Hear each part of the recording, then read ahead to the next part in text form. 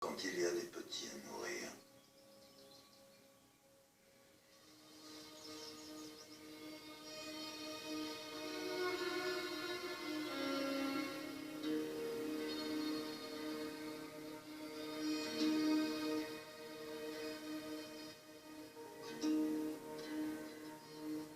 L'attrait des troupeaux domestiques s'avère parfois irrésistible.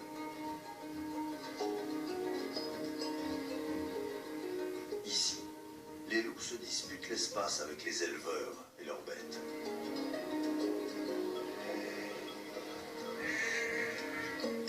Pour écarter la menace, les bergers font appel au meilleur ami de l'homme. Le chien de berger roumain des Carpates veille sur le bétail depuis des siècles. On pense que ses ancêtres vivaient en Mésopotamie il y a environ 9000 ans, à l'époque où les moutons et les chèvres ont été domestiqués.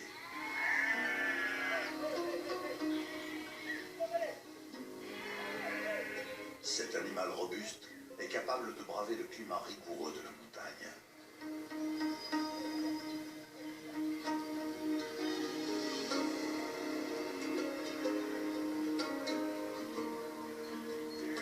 Avant de conduire le troupeau au pâturage, il faut d'abord traire quelques brebis.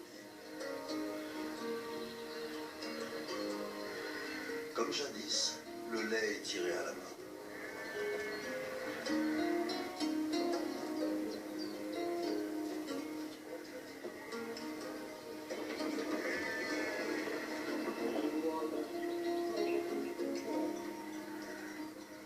Le paysan l'utilise pour faire un fromage riche en protéines, destiné non seulement à sa famille, mais aussi à ses chiens.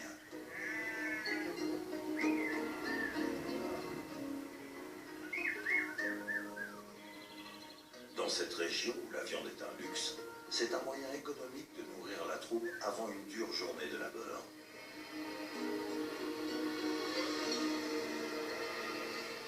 L'homme connaît tous ses chiens depuis qu'ils sont nés. Ils ont grandi avec le troupeau qu'ils gardent.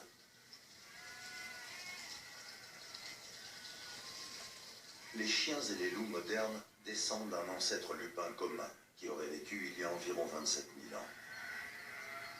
Mais les loups ont développé une méfiance naturelle vis-à-vis des êtres humains, alors que les chiens se soumettent au doigt et à l'œil. Les bergers comptent sur leur esprit de meute et leur nature coopérative pour protéger les bêtes.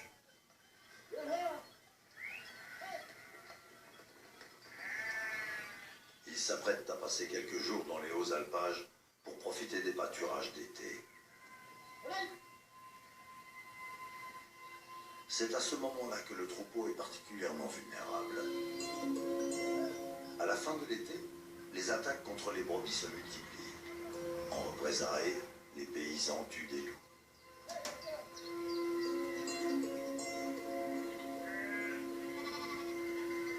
Avec des conséquences parfois catastrophiques. La mort d'un seul individu peut entraîner la dispersion de toute une meute. Poussés par la faim et l'inexpérience, certains loups sont alors tentés de s'en prendre au bétail.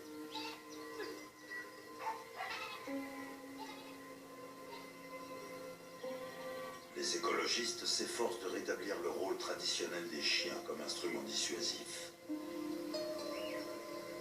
Et un système d'indemnisation des pertes a été mis en place pour empêcher les hommes d'abattre les loups.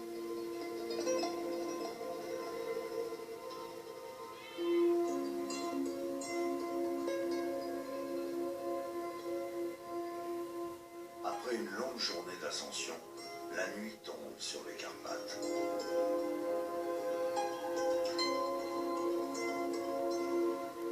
Les brebis sont enfermées dans un enclos sur l'alpage. C'est maintenant qu'elles sont le plus exposées. Les loups chassent souvent à la faveur de l'obscurité. Les chiens montent la garde à proximité. Ils sont protégés du froid par une double épaisseur de fourrure. Même dans le noir, ils sont capables de sentir et d'entendre les prédateurs approcher, et ils aboieront à la moindre alerte. Pour l'instant, l'été s'est bien passé. Le berger n'a perdu aucune bête. que ses fidèles compagnons tiendront leur cousin sauvage à distance, il pourra dormir tranquille.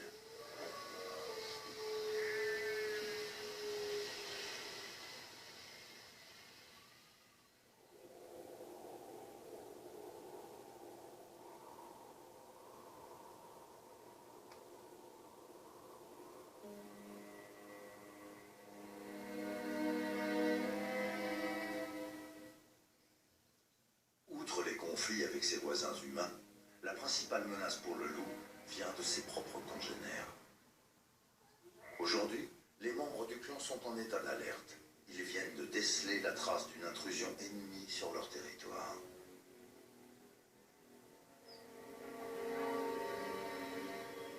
Une rencontre avec une autre meute se solderait par un affrontement et des morts, mettant ainsi en péril les louveteaux.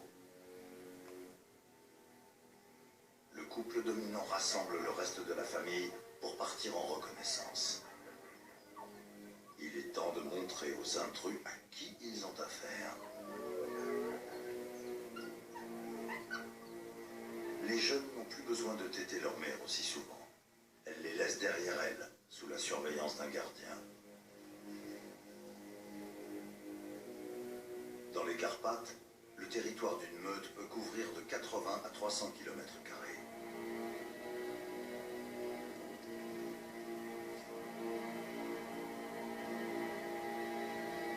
Les loups délimitent cet immense espace par un marquage olfactif. Le mâle et la femelle alpha urinent sur la piste à intervalles réguliers pour laisser leur signature. L'urine et les excréments renseignent aussi bien sur leur sexe que sur leur statut reproducteur. En arrivant aux confins de leur territoire, ils s'arrêtent plus fréquemment et annoncent bruyamment leur présence. Depuis des siècles, ce cri mystérieux fascine autant qu'il terrifie.